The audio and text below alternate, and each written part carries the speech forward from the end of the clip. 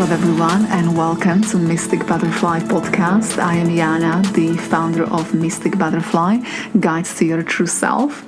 Thank you so much for tuning in and for listening. This is actually an episode number 4, and I'd love to talk to you today about transformation and healing emotions.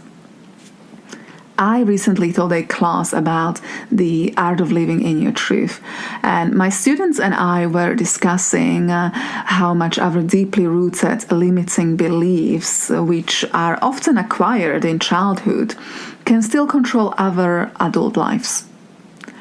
We accepted many labels, which unfortunately became part of our identity. As we journey through life, we get so used to denying our truth, and many of us become ashamed of our stories and our vulnerability. We want to look good in the eyes of others, so we begin to pretend. Nicole Lyons said, "The deepest pain I ever felt was denying my own feelings to make everyone else comfortable." I cannot agree more with that statement.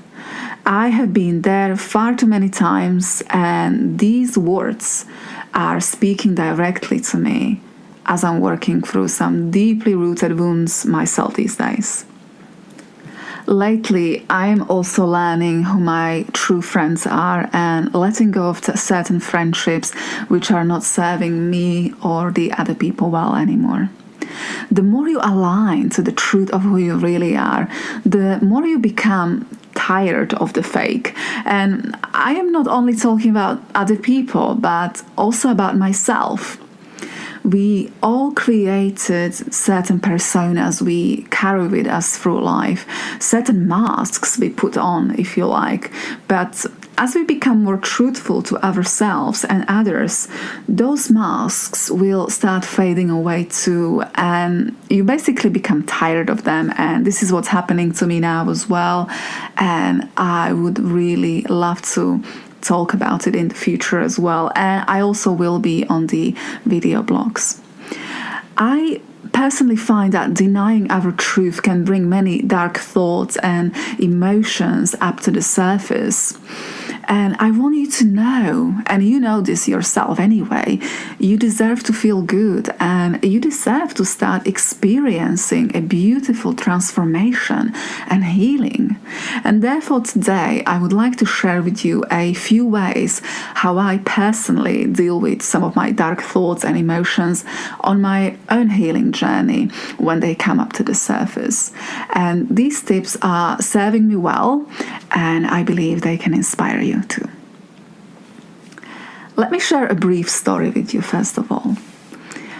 I used to suffer from anxiety, but I wasn't anxious just once in a while or had an occasional panic attack. The kind of anxiety I experienced wasn't going away, and it was with me 24/7. The only time I wasn't aware of it was when I was asleep, basically. Well, after about 4 years, even more than that, of trying just about everything to heal myself from anxiety, I learned to live with it. I made a choice of actually accepting it. Little did I know at the time this was my savior and the catalyst of an amazing change. What I discovered was accepting and cooperating with the dark thoughts and feelings I was experiencing at the time, instead of pushing them away, began to liberate me. Slowly but surely, I began experiencing a fleeting moments of joy coming into my life. I started noticing the beauty around me by being more engaged in the present moment. I began acknowledging and being grateful for any good moment in my life, despite the thoughts and emotions being unpleasant about, I would say, 95% of the time. Whether I experienced just a 5 minutes of peace and quiet and joy, I was thankful. If that was all I got that day, I was okay with it. But in time, minutes became hours. Hours became days. And I remember so clearly when I could say, today was a good day. I will always remember and treasure that moment forever. So resisting dark thoughts didn't help. But when I was fighting them, it felt like I was fighting part of myself.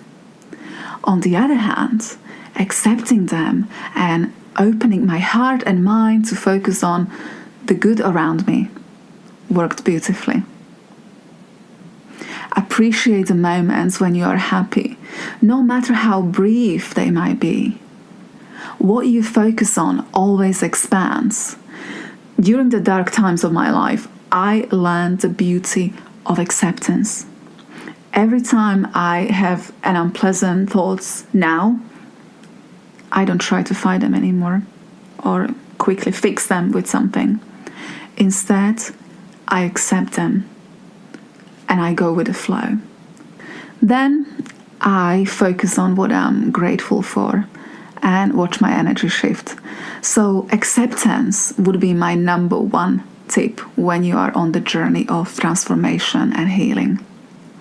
I will definitely write more and speak more about anxiety and mental health, as this is a topic I can relate to very much, 100%. And to all of you who are going through this, if you are struggling with anxiety right now, I really, really feel for you. I know how difficult it is to function on a daily basis, but please, please hold on and keep strong.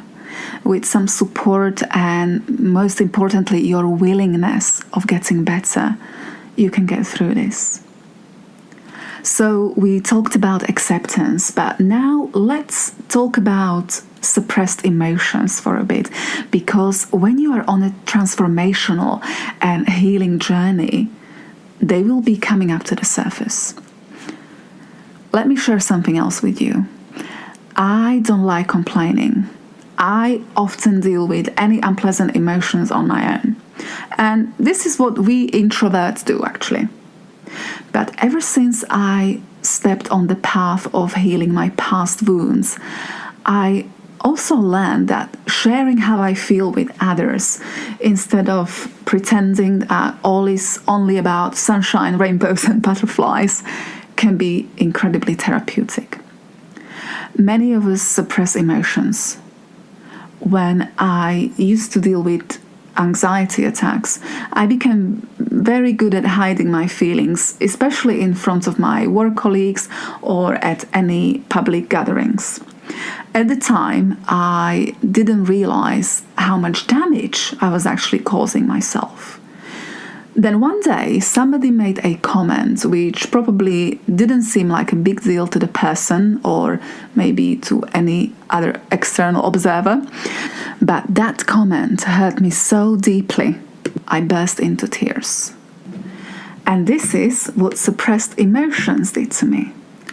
We suppress our feelings and then we pretend, and then one day somebody might say something really insignificant and we break down. And this is exactly what happened to me.